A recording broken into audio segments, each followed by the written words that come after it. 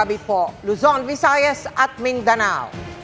Tinanggap ng Malacanang ang pagbibitiw ni Edilberto Leonardo bilang NAPOLCOM Commissioner. Sa gitna yan ng pagdawit sa kanya ni retired Police Colonel Royina Garma sa madugong Duterte drug war. Pagkanta ni Garma sa Quadcom ng Kamara, si Leonardo ang namakala ng reward system sa mga pulis na makakapatay ng drug suspect alinsunod sa utos ni dating Pangulong Rodrigo Duterte. Sabi ng Quadcom, may mga indikasyon na raw na magsasalita na si Leonardo kaugnay rito. At nakatutok si Jonathan Andal.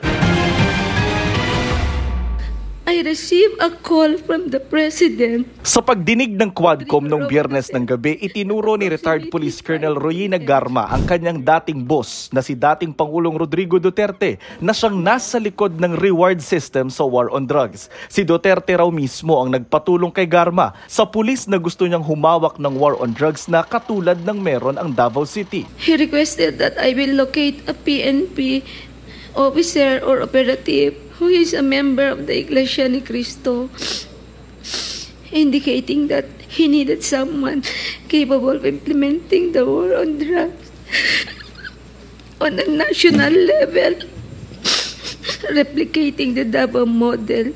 Nirekomenda raw ni Garma ang upperclassman niya sa PNP Academy na si Edilberto Leonardo na naka-assign sa CIDG. Sa diagram ni Garma, si Leonardo ang nagplano ng drug war sa Luzon, Visayas at Mindanao. Ayon sa Quadcom, may senyales na magsasalita na rin si Leonardo na nasa kustudiya ngayon ng Kamara matapos makontempt sa Quadcom hearing. There is an indication na magsasabi na siya. Sa aming initial na pag-uusap, because talagang he asked that we talk to him, no?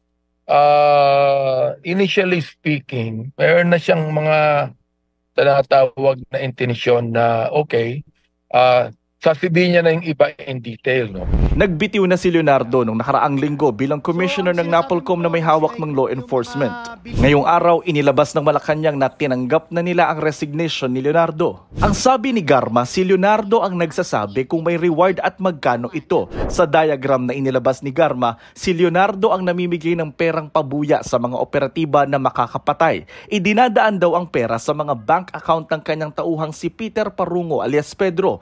Galing naman ang pera kay Ermina Espino alias Muking, Assistant Secretary noon sa PMS o Presidential Management Staff, na trusted staff daw ni nooy Special Assistant to the President at ngayon Senador Bongo. If any individual died during police operations, Leonardo will report the incidents to Bongo for inclusion in the weekly report and request for refunds operational expenses. We have no reason not to believe him. Not to believe her at this time. Suportado naman ng palasyo ang paghain ng criminal at administrative charges laban kay Leonardo. Sabi ni Executive Secretary Lucas Bersamin, ipauubaya nila ito sa Department of Justice. Ang mga kaanak ng biktima ng EJK gusto raw gawing testigo si Garma sa ICC o International Criminal Court para idiin si Duterte sa crimes against humanity. Crucial si Royina Garma dito sa pagko-connect the dots, kumbaga. Isa siya sa mga missing pieces of the puzzle sa pagkakaintindihan namin sa war on drugs. Paano ba inutos? Paano isinagawa? Pinag-aaralan namin kung paano nga ba makakwalify itong testimonya at si mismong Royina Garma as an insider witness dito sa ICC investigation. Sabi ng Malacanang, hindi babalik ang Pilipinas sa pagiging miyembro ng ICC. Hindi raw magbabago ang isip ng Pangulo. Ang DOJ maghihintay daw sa committee report ng Kamara o kung may maghahain ng reklamo para makapag-imbestiga. Kaya ang Quadcom maglalabas na ng partial committee report sa susunod na linggo. If that is a necessary requirement, then gagawa kami ng partial committee report para magkaroon din ng basihan to pursue the case build-up at saka yung preliminary investigation sa mga witnesses. Para sa GMA Integrated News, Jonathan Andal, nakatutok, 24 oras. Kapwa itinanggi ni Senador Bato de la Rosa at Senador Bongo ang pagdawit sa kanila ni retired Police Colonel Royina Garma sa umano'y reward system sa drug war. Ipinagtanggol din ni Go si dating Pangulong Rodrigo Duterte. Nakatutok si Mav Gonzalez. 6 na SONA tuwing binabanggit ni dating Pangulong Duterte. ang war on drugs, nagpapalakpakan po ang lahat. Standing ovation. Tapos bakit ngayon sinisisi siya? Bakit ngayon mag-isa na lang siya? Hindi ba kayo nakinabang? Emosyonal si Senador Bongo nang humarap sa media kanina dahil kung dati raw pinupuri ng mga kongresista at senador ang war on drugs ng Administrasyong Duterte, ngayon itinuturo si dating Pangulong Rodrigo Duterte bilang nagpapatay sa mga itinuturing na sangkot sa droga. Pero wala siyang sinabi na patayin mo ito, patayin mo yan. Wala pong reward system na umiiral sa kanyang opisina. Sinusuportahan niya po ang kapulisan kung anong pwede niyang isuporta para magampanan po nila ang kanilang tungkulin. Noong Biyernes, ibinunyag ng dating Davao Police Officer at kilalang malapit kay Pangulong Duterte na si Royina Garma sa pagdinig ng Quadcom ng Kamara na nagbibigay ng pabuya ng hanggang 1 milyong piso kada mapapatay sa ilalim ng war on drugs na nakamodelo sa tinawag na Davao Model. Sabi ni Garma, mula nang umpisahan ito, alam na raw ni Senator Go na nooy Special Assistant to the President. Sigurin daw ang kausap ng dating staff daw ng Presidential Management Staff o PMS na si Ermina Muking Espino na tagabigay ng reward money sa tauhan ni retired Colonel Edelberto Leonardo. At si Leonardo naman daw ang nagbabayad ng pabuya sa mga operatiba. Hindi po totoo yan. Sabi ko nga, wala pong reward system. At kung sakali mang meron siyang iutos sa akin na illegal, hindi ko po susundin. Hindi rin po ako papayag na utusan ako ng illegal. At hindi rin po ako papayag na may mga reward system. Gawin nyo lang po ang trabaho, mandato po ng pulis na labanan po ang kriminalidad at illegal na droga. Pero sa inyong operations, hindi ho ako nakikialam. Si Senador Bato de la Rosa ang nakaupong hepe ng Philippine National Police nung umpisahan ang Duterte anti-drug war. Tulad ni Go, kasama rin siya sa diagram ng reward system na ibinigay ni Garma sa Quadcom. Sabi ni de la Rosa, wala raw siyang ideya tungkol sa sinasabing reward system. Nung panahon daw niya bilang Chief PNP, wala siyang ipinatupad na reward system dahil wala siyang pondo para rito. Para sa GMA Integrated News, Mav Gonzalez, nakatutok, 24 oras. Hinamo ng mga kaanak ng mga biktima umano ng war on drugs si retired Police Colonel Royina Garma na sabihin ang lahat ng kanyang nalalaman. Kasunod yan ng paghingi ng tawad ni Garma sa pagbunyag niya tungkol sa extrajudicial killings sa pagdinig ng Quadcom. At nakatutok si Maki Pulido. Babae pa ang anak ko. Hindi nila pinatawad. Humingi na nung saklulo yung anak ko, wala ko magawa. Nitong February 18, 2017, kinaladkad ng 4 na lalaking nakabonet palabas ng bahay ang panganay na anak ni Aling Salvacion na si Cristeta. Sa labas ng bahay, 3 beses binaril sa ulo si Cristeta. Wasak na wasak po ang ulo ng anak ko, ma'am. Hindi ko siya maakap. Ginawa ko, kuha na lang akong kumot, ma'am. Binalot ko yung ulo ng anak ko para maakap ko po siya. Isa si Aling Salvacion sa mga namatayan ng mahal sa buhay sa ilalim ng gyera kontra droga noong Duterte administration. Sa sariling tala ng gobyerno noon, mahigit 6,000 ang nasawi sa 6 na taong pagpapatupad ng programa. Karaniwang dahilan noon ng administrasyong Duterte, meron kasi mga nanlaban kaya napilitan ng pulisya na depensahan ang kanilang sarili.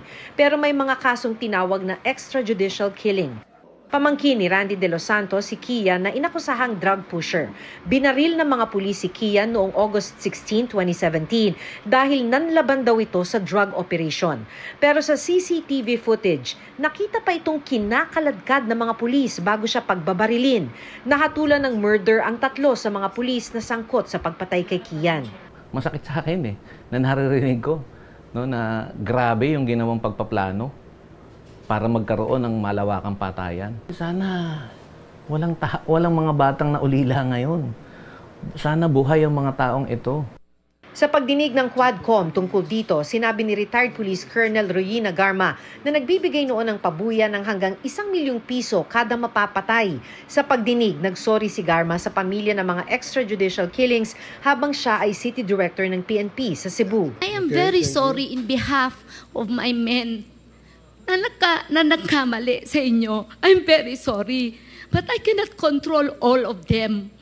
Lahat sila trained police officer. Alam nilang rules of engagement. Pero para sa mga nakausap naming pamilya, sabihin niya lahat yung mga involved diyan sa EJK na yan kasi marami yan sila, ma'am. 2 anak ni Aling Llore Pasco ang dinampot noong May 12, 2017 at natagpuan na lang ang kanilang mga bangkay sa Quezon City kinabukasan. Legitimate police operation daw ito, sabi noon kay Aling Llore. Nasusukol na siya. Kaya pero sa aming mga pamilya, hindi pa rin kami naniniwala ng lubos doon at hinahamon pa rin namin siya na sabihin pa talaga kung ano yung katotohanan. Para sa GMA Integrated News, Maki Pulido, nakatutok 24 oras. Iniimbestigahan ng PAOK ang testimonyang may koneksyon si Alice Go sa tinatawag na Madam Hua sa tinaguriang Pogo Godfather na si Lin Hunhan. May nakahain ng deportation case laban kay Lin pero parapin muna siya sa mga reklamo sa bansa. Nakatutok si Salima Refran. Oras na matapos ang kanyang mga kaso, ipadedeport daw agad ang Chinese na si Lin Hunhan o Boss Boga. Ang umano'y illegal Pogo Godfather na naaresto ng mga otoridad noong 1 linggo. Naharap na kasi siya sa deportation case sa Bureau of Immigration para sa undesirability. Pero bago ma-deport, kailangan muna niyang harapin ang mga reklamo at pagsilbihan ng sentensya kung mapatunayang may sala. Ang Presidential Anti-Organized Crime Commission o PAOK nagpapatuloy sa case build-up laban kay Lin at sa iba pang sangkot sa iligal na gawain ng mga Pogo, pati na mga protektor nila. May alam ito siya tungkol sa kung sino yung mga iba pa na mga Pogo pioneers. Una yon. Pangalawa, may alam din ito kung sino pa yung mga tumulong sa kanila na ma-circumvent yung ating mga regulatory mechanisms. Hindi bababa sa 4 na dayuhang Pogo financiers ang pinaghahanap ng PAOK. Vine-verify naman ng PAOK ang mga pahayag ng lumutang na saksi na nagsabing nagre-report mismo kay Boss Boga si dismissed Mayor Alice Go bilang Madam Hua kaugnay ng operasyon ng Pogo sa Bamban, Tarlac. Si kasi maraming alias si Alice Go. So tinitingnan din natin yung Madam Hua kasi nasa pangalan niya naman yun, yung Chinese name niya, yung Gua Huaping. So, nung marinig ko yon, yung Madam Hua, sabi ko parang si Alice Go ang unang pumasok sa isip ko. Ang Department of Justice, sinabing noon pa man ay lumalabas na ang pangalang Madam Hua.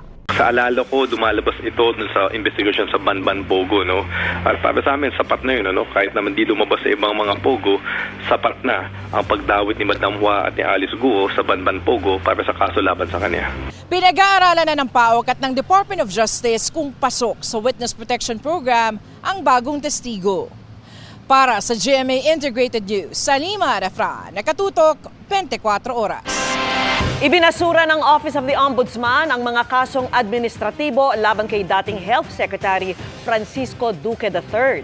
Kaugnay ito ng umunoy iligal na paglipat ng 41 billion pesos na pondo mula sa DOH papunta sa Procurement Service ng Department of Budget and Management o PSDBM para raw sa pagbili ng medical supplies noong COVID-19 pandemic noong 2020. Ayon sa Ombudsman, hindi na maipapataw kay Duque ang pinakamataas na parusa na pag-alis sa public office dahil wala na siyang posisyon sa gobyerno ngayon. Pero may kinakaharap pa rin kasong graft si Duque kaugnay sa questionableng fund transfer. Pero nauna niyang sinabi na walaan niyang basehan ng kaso at naniniwala siyang mapapatunayan niya ang pagiging inosente sa Sandigan Bayan. Abiso sa mga motorista. May mahigit 2 pisong dagdag sa kada litro ng produktong petrolyo simula bukas. Kabilang dyan ang pinakamalaking taas presyo sa diesel at kerosene ngayong taon. Nakatutok si Rafi Tima. Pila na ang mga nagpapakarga ng langis sa gasolinang ito sa Quezon City. Epektibo bukas, October 15, ang big time oil price hike. 2 pesos and 70 centavos ang dagdag sa kada litro ng diesel. Pinakamalaking pagtaas sa presyo yan ngayong taon. Pinakamalaki rin simula Enero ang 2 pesos and 60 centavos ang dagdag presyo sa kada litro ng kerosene bukas. Habang pangalawang pinakamalaki para sa gasolina, ang dagdag na 2 pesos and 65 centavos kada litro. Ayon sa Department of Energy, wala namang disruption sa supply. Pero nagsimula ho ito nung nagkaroon ng Iran attack against Israel. So ito'y dala ho nung pangamba, no, sentiment nung market towards larger, yung mas malaking gulo doon sa Middle East. Sa pag-aaral ng GMA Integrated News Research, pang 22 taas presyo na ito sa diesel ngayong taon. Simula bukas, maglalaro mula 46 pesos and 60 centavos hanggang 61 pesos ang presyo ng diesel sa NCR. Inaasahan namang magiging 52 pesos and 85 centavos hanggang 72 pesos and 85 centavos ang presyo ng gasolina sa NCR na 24 na beses nang nagtaas ngayong taon.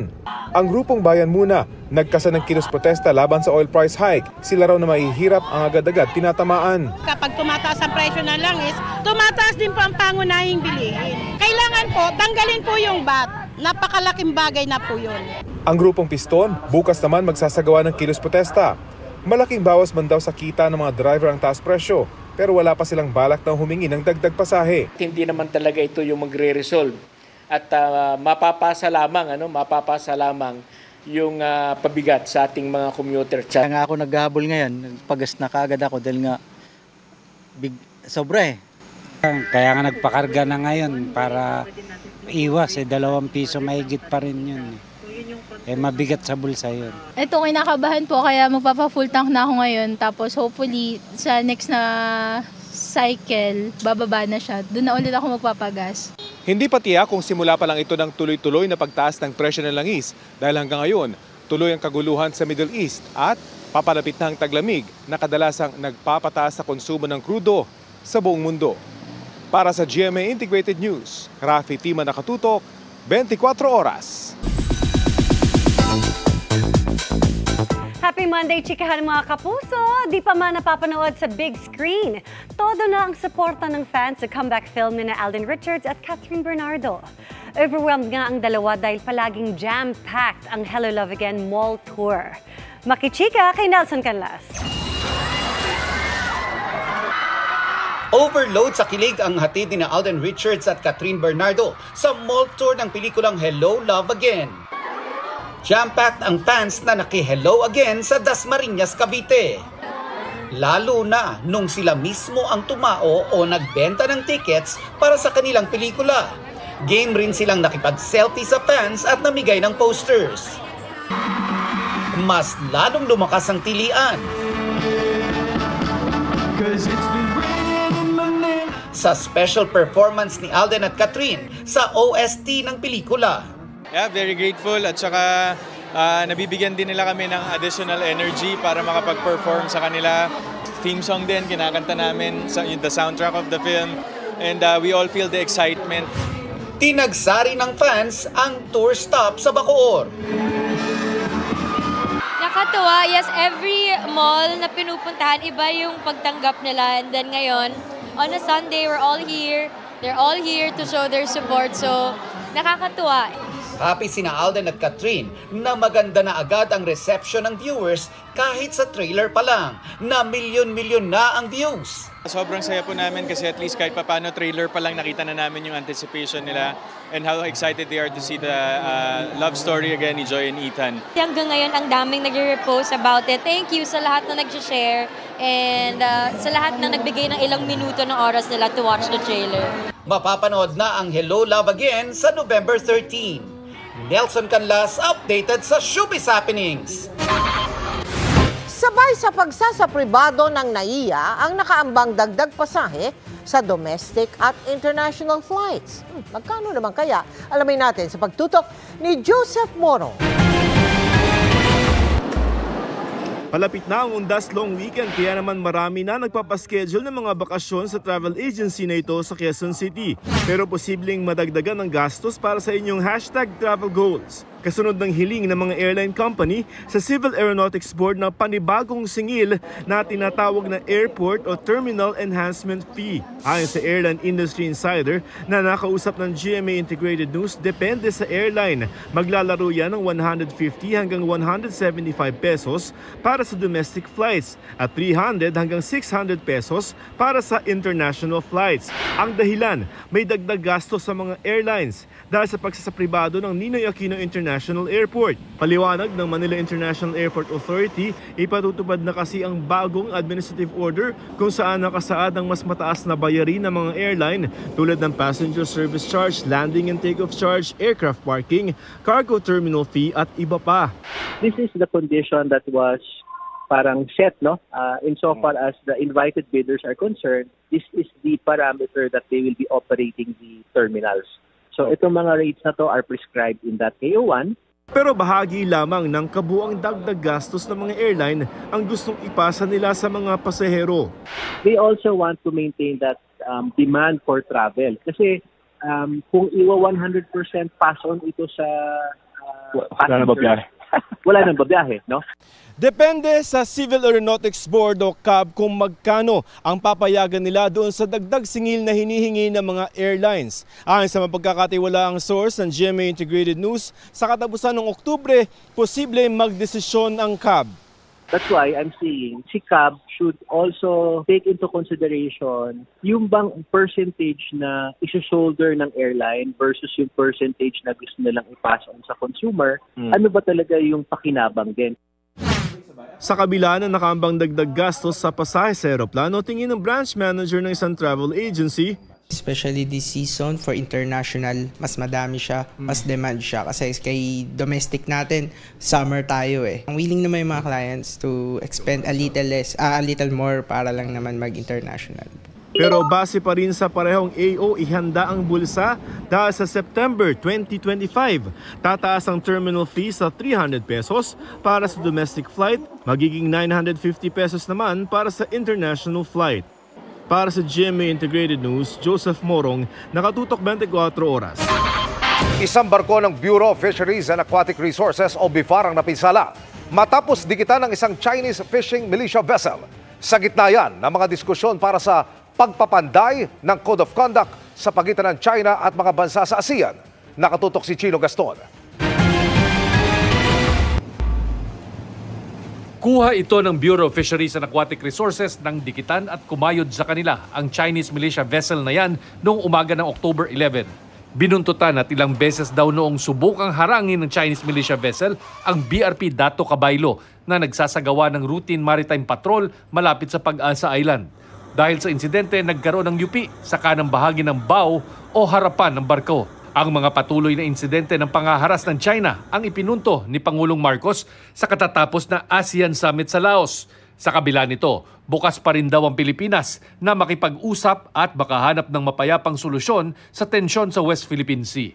Pero ayon kay Defense Secretary Gilberto Teodoro Jr., mahirap simulan ang makabuluhang dialogo kung patuloy ang mga ginagawang pagbangga, panggigipit at pangaharang ng China sa mga barko ng Pilipinas sa West Philippine Sea. Committed talaga sila sa dialogue pero committed din sila sa illegal action. Yun ang problema. Isa sa mga nakikitang solusyon sa problema sa South China Sea ang pagbuo ng Code of Conduct sa pagitan ng China at mga bansa sa ASEAN. Pero duda raw si Secretary Teodoro kung seryoso ba talaga ang China na mabuo nga ito. We look forward to good faith discussions. And the President has given the marching order that he looks forward to good faith discussions and we will comply. And do you see now a good faith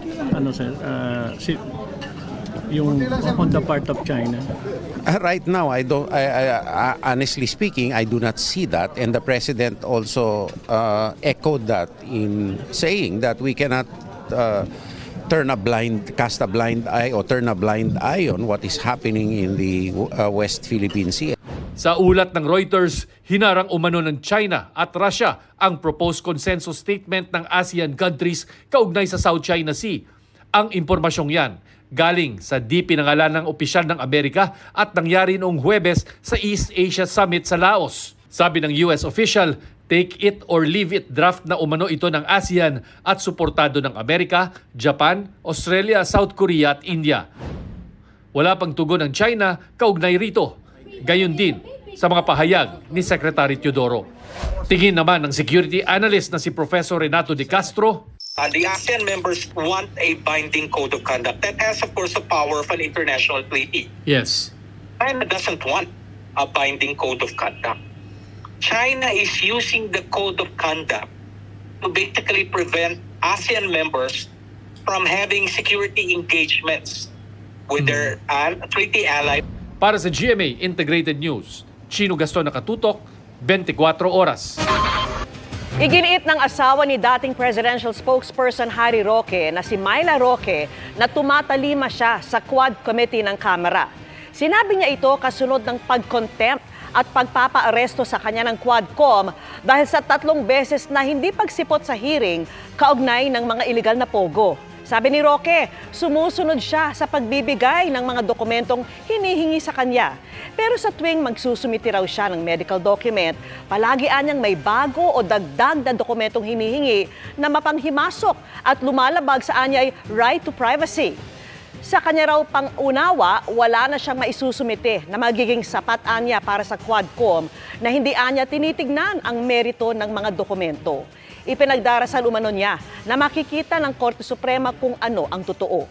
Pinadadalo si Roque sa pagdinig ng Quadcom dahil sa kanya umanong papel sa pagpirma sa isang lease agreement sa ilang Chinese national kaugnay sa illegal pogo sa Bamban, Tarlac. Sabi ni Quadcom Overall Chairman Ace Barbers, pinagsumite ng medical document si Roque dahil nagsabi raw ito na sumailalim ito sa medical procedure. Dagdag ni Barbers, importanteng humarap sa komite si Roque dahil hindi anya masasagot ng mga dokumento ang mga tanong sa kanya. Wala rin daw siyang nilalabag na karapatan ni Roque.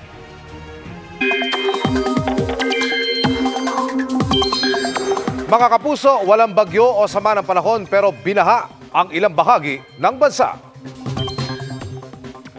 Ano ba na siya kuhan? Waterfalls. Ayan na guys, nag-anod-anod na siya. Rumagasa ang baha sa Kulo-Sulu kaninang umaga dahil sa malakas na bugos ng ulan. Ayon sa mga residente, tumagal na mahigit 1 oras ang mga pagulan kaya mabilis binaha ang mga kalsada. Nalubog din sa baha ang mga kalsada sa barangay Ricarte sa Batac, Ilocos Norte. Gumuho naman ang bahagi ng bundok sa Bocod, Benguet kaya pansamantalang hindi nadaanan ng mga motorista. Agad nagsagawa ng clearing operation sa mga pag-ulang yan, dulot ng easterlies at localized thunderstorms na magpapatuloy ang epekto sa ilang bahagi ng bansa. Base sa datos ng Metro Weather, umaga bukas may tsansa na ng kalat-kalat na ulan sa Palawan, Aurora, Quezon, pati sa ilang bahagi ng Visayas at Mindanao. Sa hapon, malawakan na ang pag-ulan at may malalakas na buhos kaya doble ingat. Posible ang heavy to intense rains lalo sa Central Luzon, Mimaropa, Western at Eastern Visayas at malaking bahagi ng Mindanao. Maging handa po sa banta ng baha o landslide. Dito sa Metro Manila, maaaring bago magtanghali ay may mga pag-ulan na. Posibleng maulit o magpatuloy yan sa hapon, kaya huwag kalimutang magdala ng payo. Noong nakaraang COC filing, dumagsa ang mga party list na gustong magkaroon ng kinatawan sa Kamara. Pero ang puna na isang grupo, di na naaabuso ang party list system na nilalahukan din ng mga political family. Nakatutok si Sandra Aguinaldo. Party list group ng mga bombero, vendor, solo parents, motorista, construction workers. Ilan lamang yan sa mga dumagsa para maghain sa COMELEC ng kanilang Certificate of Nomination at Certificate of Acceptance of Nomination para sa kanilang mga napiling nominees. Meron ding party list na may kaugnayan sa mga kilalang politiko at maging sa political party. 63 upuan kasi sa Kamara ang mapupunta sa party list groups, katumbas ng 20% ng kinatawan ng House of Representatives, alinsunod sa Party List System Act. Ang party list representative ay kapantay ng mga kongresista na hinahalal sa bawat distrito sa bansa. Ang party list system ay mekanismo para magkaroon ng kinatawan ang mga marginalized at underrepresented na sector sa pagpapanday ng mga batas. Pero sa desisyon ng Korte Suprema sa kasong Atong Paglaom versus COMELEC, hindi na lang ito ang mga grupong pwedeng bumuo ng party list groups. Kung titingnan natin yung deliberations ng mga gumawa o ng framers ng ating 1987 Constitution, hindi naman nila intensyon na gawin siyang exclusive to marginalized and underrepresented sectors. Yung intention nila ay i-open up talaga siya sa mas maraming grupo na gustong makilahok sa party list system. Paliwanag ng Lente, hindi kasi kailangang bahagi ka ng sektor na kinakatawan mo. Halimbawa, pwede kang kumatawan sa mga magsasaka kahit hindi ka naman talaga magsasaka. Yan din yung kaso na yun ang sinabi ng ating Supreme Court na you don't have to be a member of the sector that you want to represent as a party list in the House of Representatives. Kailangan lang or okay lang na advocate ka or supporter ng sector. So, hindi kailangan maging member. Ang isang party list organization maaaring magkaroon ng tig-iisang kinatawan sa Kamara sa oras na nakakuha ng 2% ng kabuang boto ng party list. Maaaring magkaroon ng dagdag na upuan kung higit sa 2% ang nakuhang boto. May sinusunod na formula para rito alinsunod sa desisyon ng Korte Suprema. Pero hanggang maximum na 3 upuan lang ang pwedeng makamit ng bawat party list group. Sa pagsilip ng GMA Integrated News Research sa mga nakaupo ngayong party list, pinakamarami ang mga regional at provincial party list groups o yung mga kinakatawan ang ilang mga lalawigan. Sunod dyan ang agricultural sector, mga kooperatiba, sektor na mahihirap, kalusugan, kabataan, senior citizens at iba't ibang grupo ng manggagawa. Pero puna ng Legal Network for Truthful Elections o LENTE, tila naabuso ang party list system sa bansa. Dahil nakita ito ng mga politiko o mapeperang individual na paraan para mapalawak ang kanilang kapangyarihan. Ang party list, kailangan mo lang ng 2% of the threshold ng mga boto para makakuha ka ng isang pwesto. Kung kontrolado mo ang isang probinsya, may sure ka na boboto para sa party list mo. Nakita ng ating mga political families, unfortunately, na isa rin yung paraan para magdagdag sila ng pwesto sa House of Representatives natin. Kaya naging ganyan yung trend. Dahil additional seat yun additional resources, additional influence and control sa House. Maging ang COMELEC hindi natutuwa sa kalagayan ng party list system sa bansa, pero hindi simple ang solusyon. Yung buong batas, sana hindi lang amendment, sana i-revise yung buong batas. Madami na tayong lessons at marami na rin sinabi ang ating kataas-taasang hukuman. And at the same time, sana talaga yung magiging party list law natin ay may representation sigurado ang bawat iba't ibang sektor. Dapat ma-define natin ano pa talaga dapat ang lahat ng sectors na meron tayo dapat under the party list system. Pag-introduce tayo ng anti-dynasty prohibition sa party list man lang. Kasi talagang lantaran na pinapasok siya ng mga political dynasties natin at nakikita natin na magkakamag-anak minsan yung ibang mga nominees ng mga party list groups natin. Paalala ng LENTE sa mga botante, kilatisin mabuti ang party list group na iboboto maging ang nominee na iuupo nito sa Kongreso. Para sa GMA Integrated News, Sandra Aguinaldo, nakatutok, 24 oras. Sana all ang sigaw ng fans kay Rocco Nacino na di lang pumunta sa Busan International Film Festival 2024 para i-represent ang Philippines dahil with all the glitz and glamour, one lucky Pinoy si Rocco na hindi pinalampas ang makaselka o selfie ang ilang Korean oppas. Makichika kay Nelson Canlas. Tara na! Proud Pinoy si kapuso actor Rocco Nacino nang i-represent niya ang bansa sa Busan International Film Festival 2024. Napili ang pinagbidahan niyang pelikulang Motherland sa kategoryang G-Seok, pelikula mula sa Asian filmmakers na nakapag-direct ng at least 3 pelikula. Hindi man ito nanalo, winner pa rin ang mismong experience ni Rocco. Proud raw siyang i-flex ang barong Tagalog na pinuri ng mga bigating Korean oppa na nakabanding niya sa event. It was really the barong ang nagkuha ng interest nila kung paano ako nagawa ng paraan ng makausap sila. Nagkaroon siya ng casual chikahan with Ji Chang-wook. Nagkatingin na kami. So as courtesy, bilang actor din, lumapit na ako. Hello sir, I'm from the Philippines, I'm an actor there. Very welcoming sila.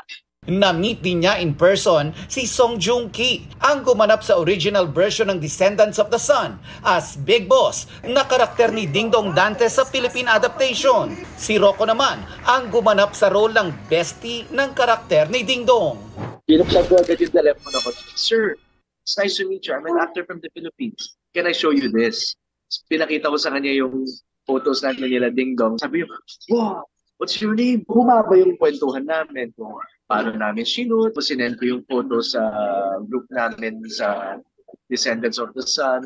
At nagwawala-wala sila ng, ba't katabi ko si Song Joong Ki at never daw yun nangyayari sa isang Pilipino. Namiti niya ang Korean icon bida ng worldwide hit na Squid Games at isa sa addition sa Star Wars saga na si Lee Jung-jae.